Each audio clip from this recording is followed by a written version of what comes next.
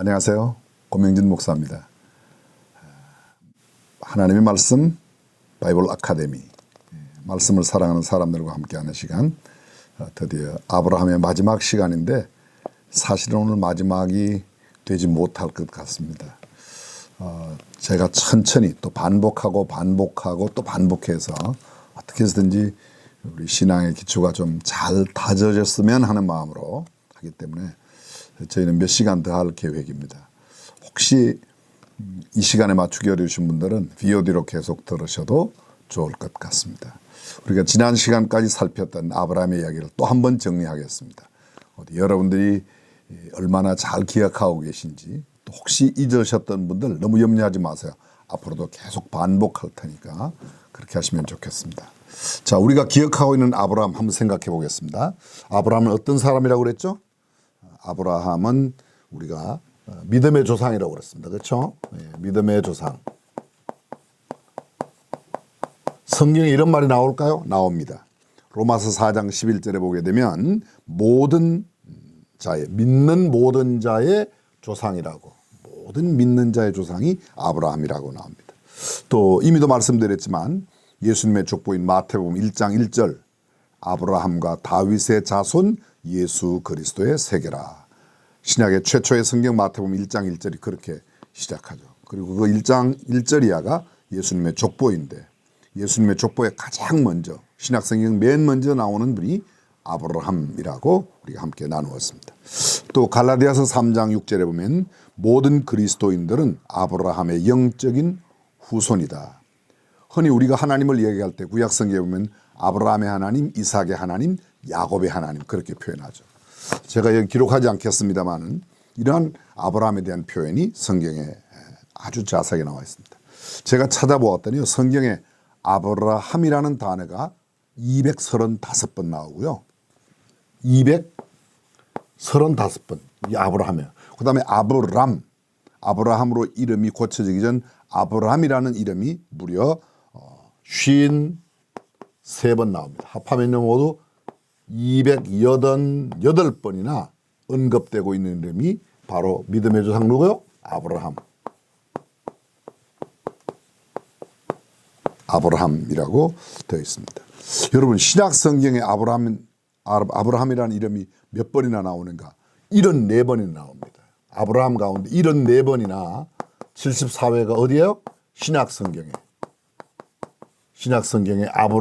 아브라함이라는 이름이 74번이나 나오고 있습니다. 아브라함에 대한 별명 첫 시간에 함께 나누었는데 혹시 기억나십니까? 그렇죠. 하나님의 벗. 하나님의 벗. 다른 말로 뭐예요? 벗이 친구입니다. 성경 속에 약 5만 명의 인물들이 이름이 나타나고 있는데요. 하나님의 친구, 하나님의 벗이라는 칭호를 얻은 사람은 딱 한 사람, 아브라함 하나밖에 없습니다. 자, 다시 한번 또 되돌아가 보겠습니다. 아브라함을 처음 생각할 때 아브라함의 고향이 갈대아 우르였습니다. 메소포타미아 문명의 원산지, 티그리스 유프라테스 강이 있는 바로 그 인류 4대 문명의 발상지인 그곳이 아브라함의 원래 고향이죠. 성경에는 그곳 이름이 갈대아 우르라고 되어 있습니다. 갈대아 우르에 살고 있던 그 아브라함을 하나님께서 일방적으로 선택하셨다. 이것은 하나님의 전적인 은혜였다. 그렇게 우리가 말씀드립니다. 여호와께서 아브라함에게 말씀하여 이르시되, 아브라함에게 말씀하셨다. 그게 아브라함에게 이르시다. 창세기 12장 1절 가장 먼저 등장하고 있는 부분입니다. 아브라함은 하나님의 음성을 듣는 귀가 있었다. 영적으로 민감한 센스가 있었다. 우리가 그때 함께 나누었죠. 또 하나님께서 아브라함을 일방적으로 그렇게 불러주신 것입니다. 아브라함이 무슨 자격이 되고 조건이 맞아서가 아니죠. 우리도 마찬가지입니다. 우리가 하나님께 부름받은 것은, 하나님께서 우리를 하나님의 자녀로 불러주신 것은 우리가 똑똑하고 잘나고 배우고 그런 게 아니라 하나님의 일방적인 은혜로. 기억나세요? 은혜? 어떤 은혜가 있었다고 그랬죠? 은혜. 하나님의 은혜 가운데 일반 은혜와 특별 은혜가 있다고 말씀드렸습니다. 삼라만상 모든 만물들은 일반 은혜로, 믿는 자나 믿지 않는 자에게 다 허락하신 것이 일반 은혜라고 그랬죠. 일반 은혜. 일반 은혜입니다. 그 다음에 특별 은혜는 뭐죠? 특별 은총, 특별 은혜는 예수 그리스도, 하나님의 말씀, 성경, 특별 은혜는 두 가지가 있다고 그랬습니다. 이게 뭐야? 하나님의 말씀, 성경이죠. 말씀, 성경이고, 그 다음에 또 하나는요, 예수 그리스도, Jesus Christ, 예수 그리스도입니다. 이 특별 은총으로 은혜로 주어진 하나님의 말씀인 성경과 예수 그리스도는 영접하는 자, 받아들이는 자, 성경을 하나님의 말씀으로 믿는 자들, 예수 그리스도를 나의 구주와 주님으로 믿는 자들에게만 효험이 나타나요. 일반 은총은 그런 게 없어요. 내가 믿든 믿지 않든 하나님께서 누구에게나 다 똑같이 햇볕도 주시고 공기도 주시고 물도 주시고 산과 덜, 해와 별 모든 것들 다 하나님께서 다 주셨죠. 공기를 주시고요. 그렇죠? 네. 이게 일반 은혜. 근데 예수 그리스도는 특별한 은혜로, 구원은 바로 예수 그리스도를 믿음으로, 하나님의 말씀을 구원의 말씀으로 믿음으로 주어지는 특별 은혜. 아브라함이 하나님의 부르심 가운데 특별한 은혜를 입어 하나님의 자녀가 되고 믿음의 조상이 되었다는 겁니다.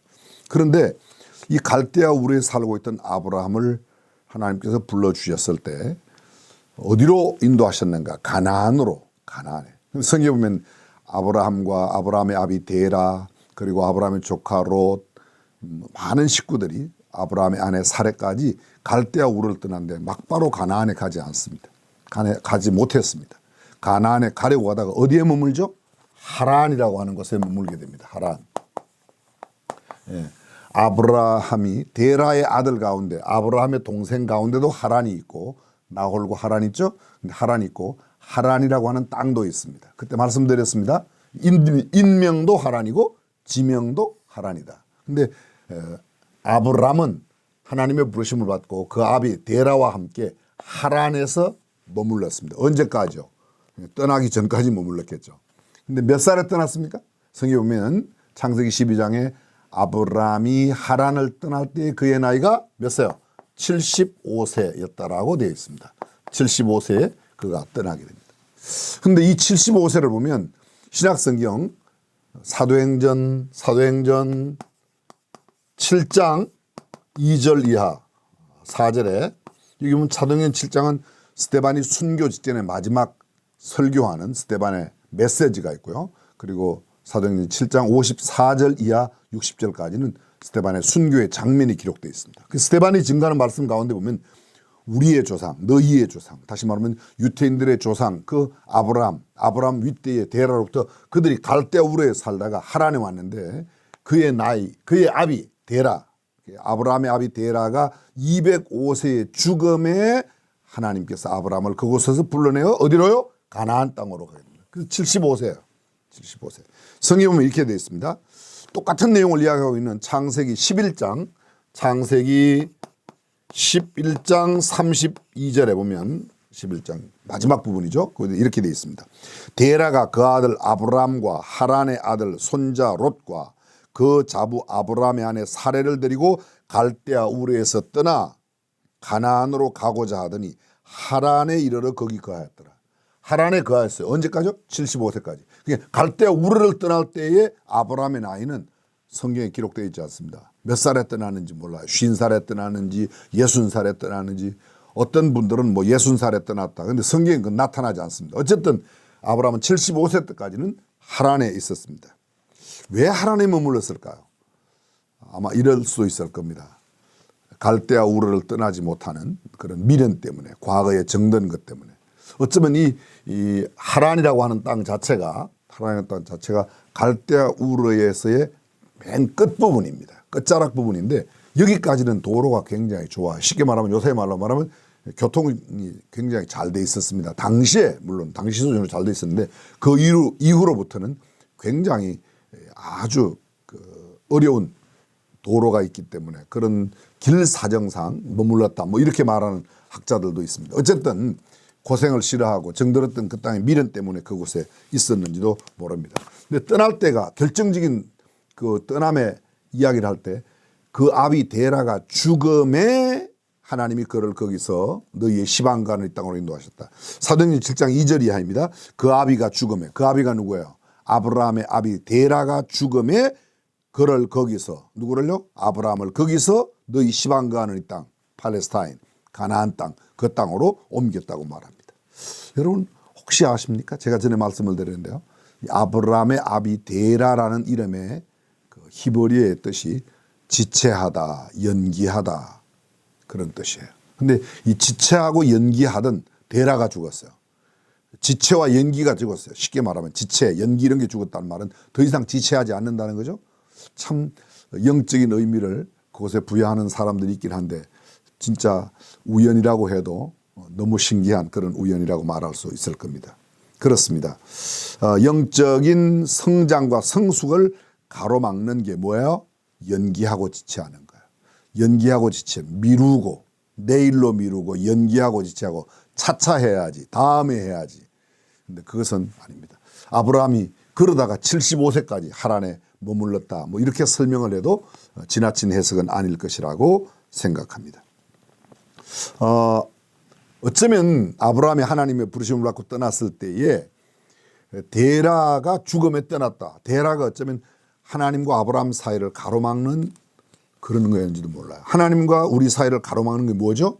그게 바로 우상입니다. 다른 말로 말하면 하나님의 자리에 다른 것이 가 있거나 우리가 하나님께 직접 통하여야 되는데 그것을 가로막는 모든 것들, 그것은 우상이죠. 어떤 사람은 돈일 수도 있고 어떤 사람은 그것이 그 아들일 수도 있고 뭐 가족일 수도 있고, 물론 가족이 우상이다 그런 말은 아닙니다. 그런데 그 일들 때문에, 그것들 때문에, 하나님과 나 사이에 있는 것들 때문에 하나님과의 관계가 소원해지거나 멀어지거나 잘못된다면 그것은 바로 하나님의 자리를 대신하는 것이라 이렇게 말할 수 있습니다.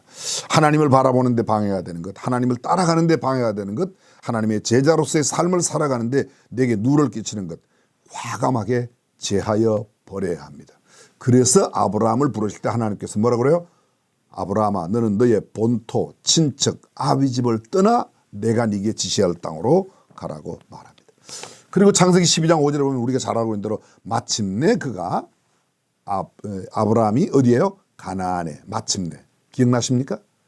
드디어 이었고 마침내 그렇습니다. 천신만고 끝에 우여곡절 끝에 갔다는 거죠. 이런 모든 것들이 다 과정을 거쳐서 마침내 가나안 땅에 들어갔습니다.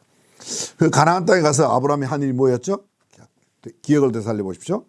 단을 쌓고 여호와의 이름을 부르고 점점 남방으로 갔더라. 거기서도 아브라함이 단을 쌓고 여호와의 이름을 불렀더라. 아브라함은 가는 곳곳마다 단을 쌓고 여호와의 이름을 불렀습니다. 근데 보면 창세기 12장 10절에요. 우리의 그 생각과 우리의 이 눈을 의심케 하는 구절이 나타납니다. 그 땅에 기근이 있더니. 아브라함이 가나안 땅에 가는데요. 가나안 땅에 기근이 왔어요. 참 이거 어떻게 해석해야 될까요?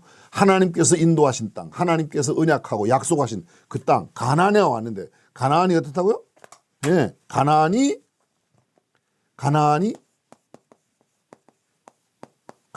기근이 들었어요. 가나안에 기근이. 이럴 수가 있는가? 하나님의 약속의 땅에도 기근이 올 수 있는가? 하나님께서 언약의 땅, 축복의 땅, 우리가 알고 있는 가나안은 뭐죠? 젖과 꿀이 흐르는 땅이라고 알고 있습니다. 근데 그 땅에도 기근이 왔어요. 젖이 끊어지고 꿀이 없어지고 이제는 오히려 반대되는 어려움을 주는 기근이 왔다. 여러분 성경에 이런 부분들이 참 많이 나옵니다. 자주 말씀을 제가 교회에서 나누곤 합니다만 예수께서 성령에게 이끌려 광야로 나아가 마귀에게 시험을 받으셨다. 이 마태복음 4장 1절과 누가복음 4장 1절에 똑같은 내용을 담고 있습니다. 표현은 약간 다릅니다. 근데 보십시오. 예수께서 성령에게 이끌려 어디로 가셨다고요? 광야로. 그 광야가 어떤 곳이라고요? 네, 마귀가 시험하는 곳이에요. 마귀가 시험하는 곳을 누가 이끌어왔어요? 성령께서 이끌어왔어요. 아니 성령의 이끌림을 받는 사람도 마귀에게 시험을 받는가? 그렇다니까요. 성경이 그렇게 말하지 않습니까? 예수께서 성령에게 이끌려 광야로 나아가 거기서 마귀에게 시험을 받으셨다. 아주 단순화시키면요. 성령의 이끌림을 받아 간 곳이 마귀에게 시험 받는 곳이에요. 여러분 마귀에게 시험 받는다고 저 사람 뭔가 대단히 잘못했나 봐. 저 사람은 하나님 앞에 형벌을 받나 봐. 그렇게 보는 시각은 꼭 옳은 것은 아닙니다. 그럴 수 있어요. 근데 그렇지 않을 수 있어요. 성령에게 이끌려 어떻게 해요? 마귀에게 시험을 받는 장소에 가셨다고요. 누가요? 예수님이. 그분이 하나님이세요. 여러분 구약성에 엘리야 이야기를 아실 겁니다. 엘리야가 하나님의 음성을 들어요. 하나님의 말씀이 엘리야에게 임하여 가라사대 너는 너 있는 곳, 그 엘리야의 고향이 어디예요? 디셉 사람이에요. 근데 하나님께서 그걸 어리로 너는 그릿 시냇가로 가라. 그릿 시냇가로 갔습니다. 그릿 시냇가에 갔더니 어떻게 돼요? 물이 말라버려요. 먹을 게 없어요. 까마귀가 갖다 주는 떡이 아니면 정말 굶어 죽을 판이었어요. 하나님의 음성을 듣고 갔습니다. 근데 그릿 시냇가에서 그 다음 또 하나님께서 이야기합니다. 엘리야야 너 이곳을 떠나서 어디로 가라? 사렙다. 사르밧으로 갑니다. 근데 사르밧에 가서 만난 사람이 누구예요? 마지막 남은 기름과 마지막 남은 가루로 떡을 구워 먹고 죽겠다는 아들 하나 둔 과부를 만나는 겁니다. 정말 참 하나님의 인도하심이 이럴 수가 있나? 그럴 수 있습니다. 하나님의 인도함을 받은 가나안에 온 이 아브라함 기근을 만날 수가 있습니다. 문제는 이 기근의 때에 아브라함이 취한 행동이 우리에게 주는 교훈 또 한번 되살려 보십시오. 어떻게 했죠? 아브라함은 그 기근을 보고 잠시 우거하기 위하여 애굽으로 내려갔습니다. 잠시만 피하겠다. 잠깐만 내려가겠다. 그리고는 애굽으로 내려갑니다. 이때요. 아브라함 하나님의 음성이 없었어요. 애굽으로 내려가라. 그런 음성이 없었어요. 그리고 아브라함이 기도도 해보지 않았어요. 하나님 이 기근을 약속의 땅인데 이 땅을 너와 네 자손에게 주리라고 하신 그 땅인데 이렇게 기근이 왔습니다. 정말 이 땅 주는 거 맞습니까? 이렇게 기도해야 되지 않겠어요? 물어봐야 되지 않겠어요? 근데 그냥 갑니다. 근데 길 가다가 뭐예요? 보니까 자기 아내가 너무 예뻐요. 사례가 너무 예뻐요. 사람들이 애굽 사람들이 당신 보고 당신을 취하기 위해서 나를 갖다 죽일지도 모르니 말도 안 되는 이야기가 나옵니다. 참 우리가 상식적으로 생각해도 근데 그 아브라함이 뭐라고 그래요? 당신 내 누이라고 그래. 세상에 이런 남자가 어디 있습니까? 말도 안 되죠. 정말 말도 안 돼요. 정말 안 돼요. 신앙생활 중에서 우리가 이런 위기를 만날 때가 있고 위기를 만날 때 아브라함이 취한 위기의 그 위기에서 벗어나고자 하는 아브라함의 노력을 보면 죄송합니다. 아브라함이 잔머리를 쓰는 거예요. 내 아이디어를 짜내요. 내 꾀로. 하나님께 여쭙지 않습니다. 하나님께 어떻게 해야 되겠냐고 하나님께 물어보지 않습니다. 그리고 내 방법으로 내 아이디어로 내 꾀로 생각하고 있습니다. 아름다운 사례, 예쁜 사례가 그에게 짐이 되었습니다. 오해하지 말고 들으십시오. 내가 늘 평소에 좋아하던 것이라고 생각했던 것이 나에게 짐이 될 때가 있어요. 아브라함이 많은 지금 그런 경우입니다. 아내를 누이라고 해달라고 아내에게 부탁합니다. 참 죄송해요. 치사해요. 그죠? 어떻게 아내에게 누이라고 그럴 수가 있어요. 말도 안 되는 하고 있는 거예요. 근데 그 사람이 우리가 지금 누구를 공부하고 있어요? 믿음의 조상이에요. 믿음의 조상이. 야, 이런 사람이 믿음 조상 될 수 있을까? 글쎄요. 우리는 이미 알고 있지만 믿음의 조상이지 않습니까? 그냥 어떤 날 믿음의 조상이 하나로 뚝 떨어진 게 아니라 이렇게 믿음 없고 아내를 누이라고 속이고 그렇게 하는 이 아브라함 하나님은 그를 결국은 믿음의 사람으로 돈독하게 세우시는 겁니다. 아내를 누이라고 해달라고 부탁합니다. 정말 치사스럽고 아니 꼽고 더럽고 진짜 매스껍고 유치하고 아주 지저분하고 징그러운 그런 말을 하는 겁니다. 믿음의 조상이 될 사람이에요. 이 사람이요. 물론 아브라함은 그때 그걸 잘 몰랐겠죠.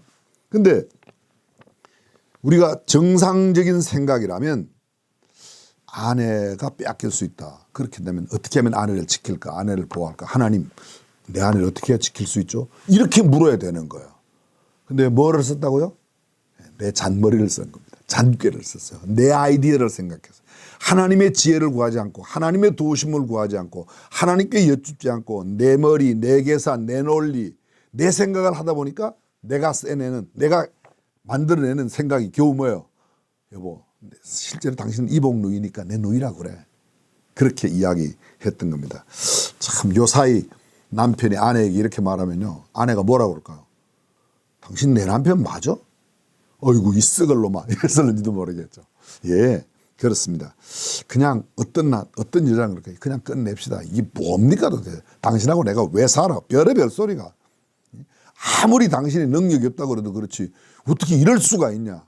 아무리 목숨이 중하다고 그렇지 어떻게 아내를 이렇게 팔 수가 있냐. 그런데 하나님은요.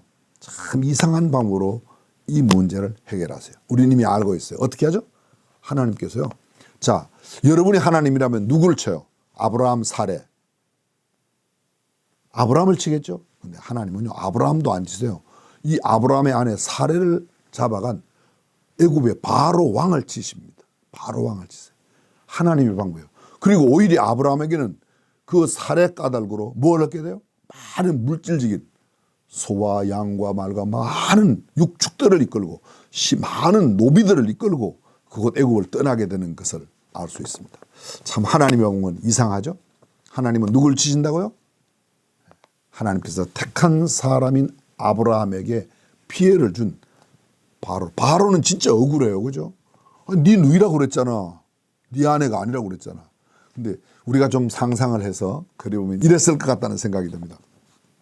바로가 아브라함의 아내 사레를 데리고 와서 그 밤에 뭐 이쁜 아내를 취하였으니까 일부 다처로 애굽 왕이 얼마든지 그를 범할 수 있는데요. 그러나 아마 제 생각에는요, 바로가 복통이 났어요. 몸살이 났어요. 오한이 났어요. 막 난리가 나는 겁니다. 머리가 띵하고 속이 뒤틀리고 그 화장실에 들락날락 막 아무 꼼짝도 못하는 겁니다.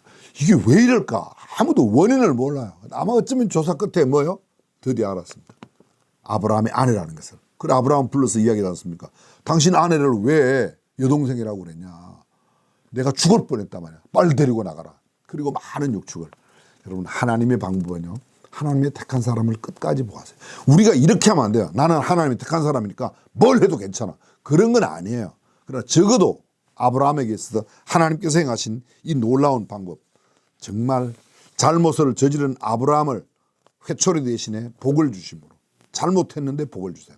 가끔 그러죠. 우리가 잘못해도 마땅히 꾸중하고 나무래야 할 아버지가 맛있는 걸 사주고 선물을 주면요, 어떻게 돼요? 당황하는 겁니다. 자녀를 깨닫게 하는 방법이 여러 가지가 있는데, 하나님은 아브라함을 깨우칠 때 잘못은 아브라함이 잔뜩 했는데 아브라함에게는 복을 주고, 별로 잘못도 없는 바로는 후려침으로 인해서 아브라함을 깨닫게 하시고 바로를 깨닫게 하시죠. 훗날 보면요, 이 바로의 혈통을 잇는 사람들, 이방 사람들은요, 이삭의 때에 가서 그 아내라는 사실을 알고 취하지 않습니다. 남의 아내를 취하지 않아요. 근데 이삭은 아브라함처럼 똑같이 이런 일을 해요. 자기 아내를 또 뭐라고 그래요? 누이라고 그러잖아요. 참 신기해요. 믿음의 조상인 아브라함, 이삭, 야곱으로 이어지는 이 혈통에 이런 내용이 있고, 오히려 이방 사람이었던 이방 사람 아비멜렉 같은 경우에는 당신의 아내는 내가 취할 수 없다고 이렇게 말하는 모습을 볼 수가 있는 것입니다. 자, 우리가 복습한다는 게 마치 또 처음 시작한 것처럼 이렇게 길게 했습니다. 창세기 13장에 있는 그 아브라함이 조카 롯과 갈등 일으키고 거기에서 조카 롯이 선택한 소돔과 고모라 땅, 아브라함은 하나님의 뜻을 따라서 선택한 이 갈등 속에, 그 갈등이 왜 생겼다고 그랬죠? 예, 맞습니다.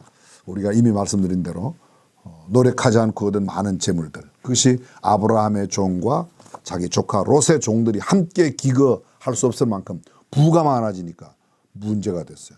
부가 많아지는 것이 꼭 형제 간의 우위를, 가족 간의 우위를, 친인척 간의 우위를 돈독하게 하지 않을 수 있다는 겁니다. 오히려 갈등을 일으켜요. 이 갈등이 왜 생겼어요? 여러분 근본적으로 따지면 이렇게 추론할 수 있습니다. 갈대아 우르를 떠날 때 하나님께서 아브라함에게 이렇게 말씀하셨거든요. 너는 너의 본토 친척 아비 집을 떠나라. 그런데 조카 롯을 데리고 떠나요.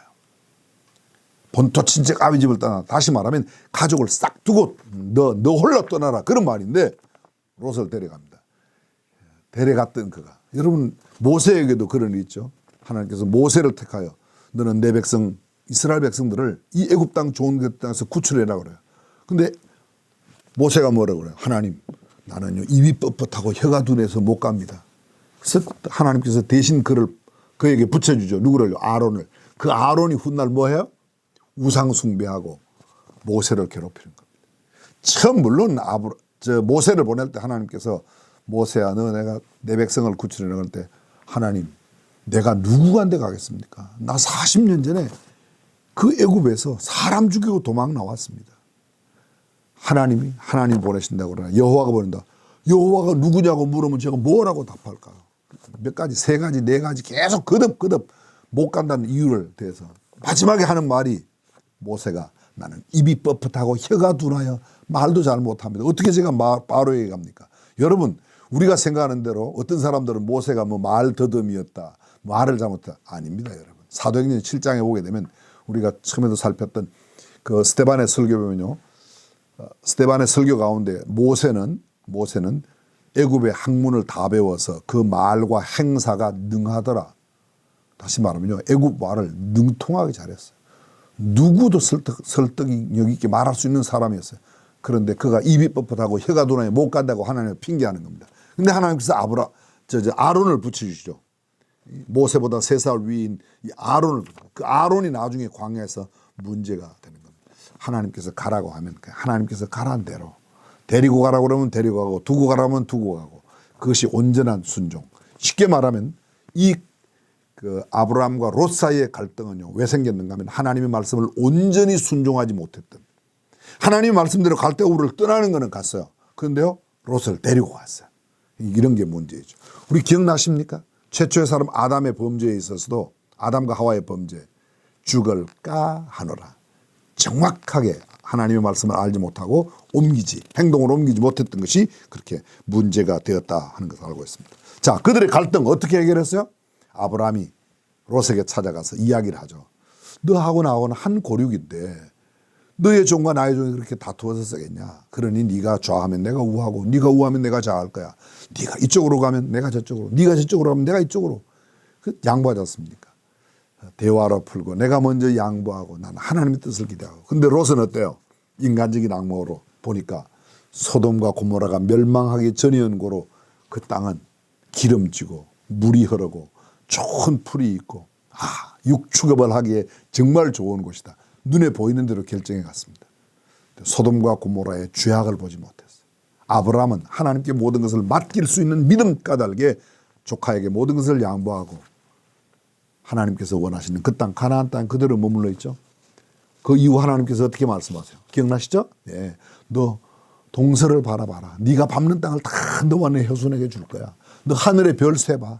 바다의 모래를 세봐. 네가 셀 수 있을진데 아니야. 내가 그보다 더 많은 자손들을 너희한테 주겠다고 그렇게 약속하시는 하나님의 언약을 볼 수가 있습니다. 자, 여러분, 우리가 선택할 때 중요한 선택 기준이 있어야 되겠죠. 마태복음은 이렇게 말합니다. 너희는 먼저 그의 나라와 그의 의를 구하라. 먼저 구할 게 있어요. 그의 나라와 그의 의를, 하나님의 나라와 하나님의 의를 먼저 구해야 되는 겁니다. 근데 내 눈에 보이는 것, 내 육신의 안목, 육신의 정욕을 채우기 위해서, 이생의 자랑을 얻기 위해서 하나님의 말씀에 근거하지 않는 그런 선택을 한다면 롯의 최후처럼 끔찍한 최후가 있을 수 있다는 것을 우리는 잘 생각합니다. 성경은 이렇게 말합니다. 몸이 의복보다 중요하다. 목숨이 그 어떤 마시는 것, 먹는 것보다도 중요하다. 들의 백합화 보아라. 얼마나 아름답냐. 솔로몬의 입은 것이 그렇게 아름답지만 이 백합화 하나만 도 오늘 있다가 내일 아궁이에 던지우는 들풀도 하나님 이렇게 아름답게 꾸미는 하물며 너희일까 보냐.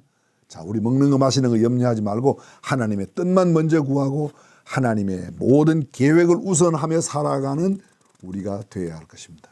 이런 바이블 아카데미 성경을 왜 하죠? 머리를 채우기 위해서? 그럴 수도 있을 겁니다. 그러나 그것보다도 이 하나님의 말씀대로 우리가 정말 하나님의 말씀을 우선으로 살아가는 저와 여러분이 되어야 할 줄로 믿습니다. 자, 오늘의 핵심 포인트. 제가 지난번에 창세기 14장에 있는 그돌라오물 전투에서 롯이 잡혀갔을 때 아브라함은 야함을 틈타서 그 롯을 자기 집에 기르고 연습한 자 318명을 데리고 와서 롯을 구해내죠. 그가 그렇게 불안에 떨고 있을 때 하나님께서 나타나셔서 두려워 말라. 나는 너의 방패요. 너의 상급이 된다고 말씀하시면서 이야기하셨던 거. 그러면 그냥 한번 그냥 훑고 넘어가고요. 오늘 제가 여러분에게 꼭 함께 나누고 싶은 요 한 가지 이야기 나누고 이제 다음 시간에 또 하도록 그렇게 하겠습니다. 자, 먼저 창세기 먼저가 아니죠. 창세기 15장 6절. 창세기 15장 6절. 이게 아브라함에게 있어서 정말로 중요한 내용입니다. 로마서의 주제가 뭐죠? 믿음으로써 의롭다함을 받는다. 믿음으로 의롭다함을 받는다는 이야기가 성경에 제일 먼저 나오는 구절이 창세기 15장 6절입니다. 이것은 누구가 하나님께서요 아브라함에게 하신 말씀이에요. 아브라함에게 하신 말씀. 아브라함이 여호와를 믿으니 여호와께서 이를 그의 의로 여기시고. 자, 하나님이 아브라함에게 대하여 하신 일을 하신 그 말씀하신 내용을 듣고 있습니다. 보십시오. 아브라함이 여호와를 믿음에 여호와께서 이를 그의 의로 여기셨다. 아브라함이 여호와를 믿음에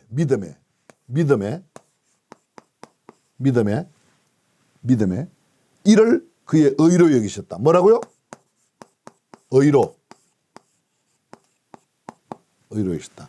이걸 굳이 쓰면, 자, 여기 믿을 신자예요. 믿음으로써 이신 득의 믿음으로써 이자입니다. 써이자 믿을 신자. 믿음으로써 얻을 득자 의로울 의자. 의로움을 얻게 된다. 다른 표현으로도 쓰죠. 어떻게 쓰죠? 예.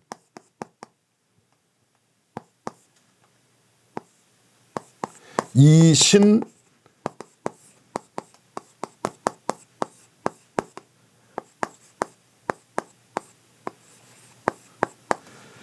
칭의 믿음으로써 의롭다고 칭함을 받는다. 죄송하지만 제가 한 말씀만 쓰겠습니다. justification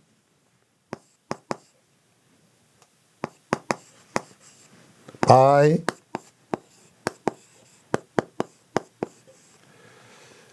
믿음으로써, 믿음에 의해서 justify, 의롭게. 이건 칭의란 말이에요. justification이란 말입니다. 믿음으로써 의롭게 된다. 믿음으로써 의롭다함을 얻는다. 믿음으로써 의롭다고 칭을 받는다. 이게 창세기 15장 6절에서 비록된 말씀입니다. 로마서의 주제가 뭐예요?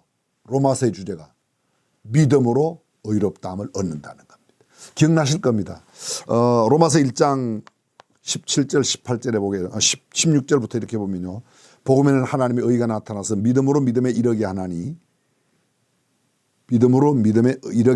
오직 의인은 믿음으로 말미암아 살리라 함과 같으리라. 오직 의인은 믿음으로 말미암아 살리라 함과. 하박국서에 나오는 말씀을 그대로 인용했어요. 사실 그 말씀은, 원초적인 말씀은 창세기 15장 6절, 하나님께서 아브라함을 보시고 아브라함이 하나님을 믿었을 때 이를 의롭다고 하셨다. 이것이 기독교의 가장 구원의 핵심입니다. 구원의 도리, 가장 중요한 것.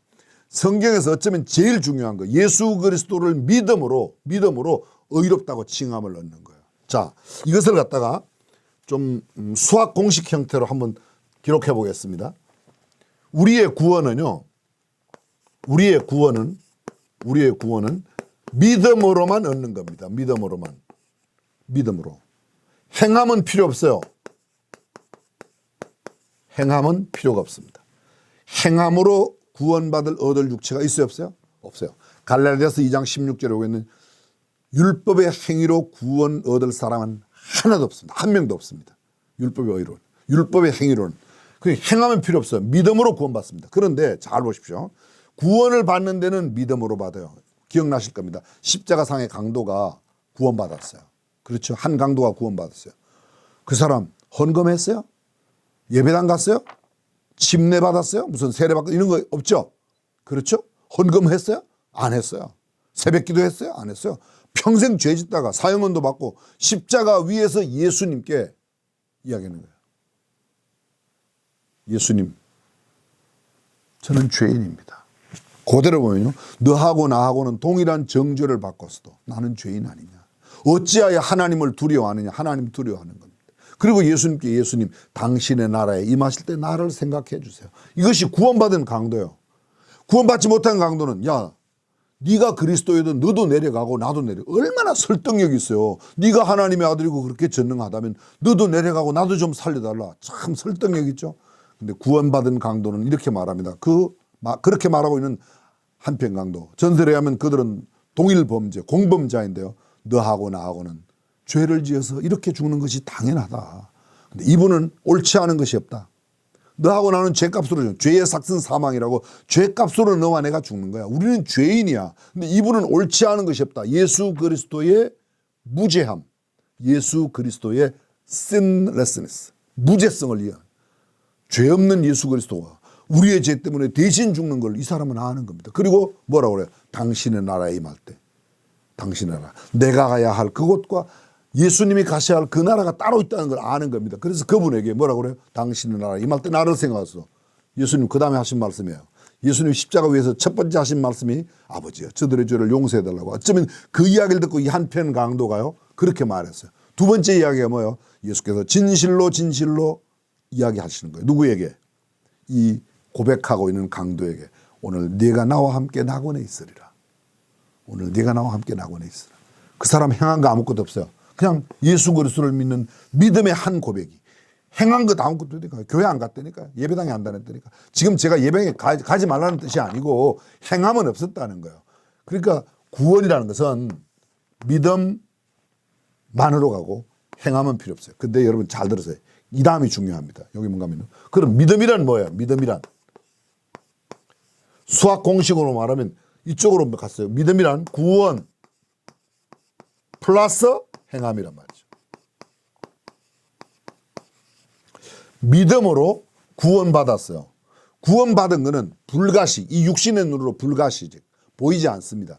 그런데 믿음을 가진 사람은 육신의 눈에 보이지 않는 구원을 얻은 하나님의 자녀됨의 신분을 갖고 있고 뭐가 있어요? 행함을 보이는 겁니다. 그래서 우리는 믿음을 행함으로 보이라는 야고보서의 말씀을 이해하게 되는 겁니다. 참고로 야고보서는 신약성경 가운데 제일 먼저 기록했어요. 야고보서는요. 흩어진 유대인들에게 행함이 없는 유대인들에게 행함을 강조하기 위해서 쓴 구절이라. 그래서 행함입니다. 근데 이 행함은 우리가 흔히 말하고 있는 윤리와 도덕적 행함을 넘어서는 믿음의 행위라는 것을 꼭 기억하셨으면 좋겠습니다. 다시 한번 정리해 볼까요? 하나님께서 아브라함을 보시고 아브라함이 여호와를 믿음에 이를 그의 의로 여기셨다. 구원은 의롭다고 칭함을 받는 것은 하나님의 자녀가 되는 것은 믿음으로 되는 것이다. 아멘. 그렇습니다. 그리고요.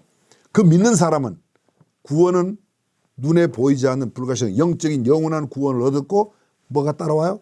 행동이 따라오는 겁니다. 그래서 구원은 믿음 빼기 행함, 믿음은 구원 더하기 행함. 이것이 바로 창세기 15장 6절 아브라함을 통해서 우리에게 주시는 아주 중요한 교훈입니다. 사실은 창세기 15장에 있는 다른 중요한 말씀들이 있지만 이제 뒤에 저희들이 함께 나누도록 하겠습니다. 지금까지 함께 해주셔서 진심으로 감사드립니다.